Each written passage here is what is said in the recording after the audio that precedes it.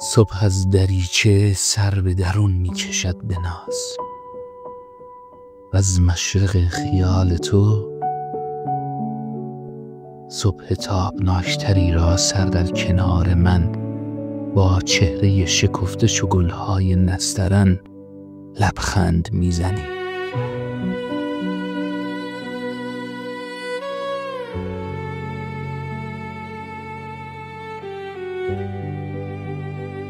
من آفتاب پاکتری را در نوشخند مهر تو میبینم، در مطلع بلند شکفتن.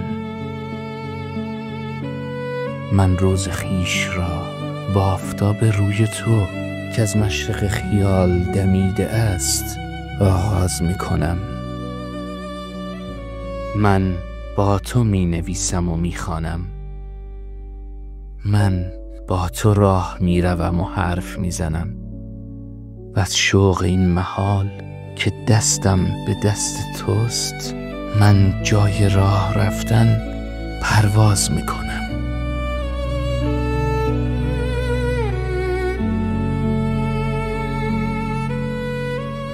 آن لحظه ها که مات در انزوای خویش یا در میان جمع خاموش می نشینم، موسیقی نگاه تو را گوش می کنم. گاهی میان مردم در ازدحام شهر غیر از تو هرچه هست فراموش می کنم. گویند این و آن به هم آهسته، هان و هان دیوانه را ببینید، بی خود چه کودکان لبخند میزند، با خود چگونه گرم سخن گفتن است.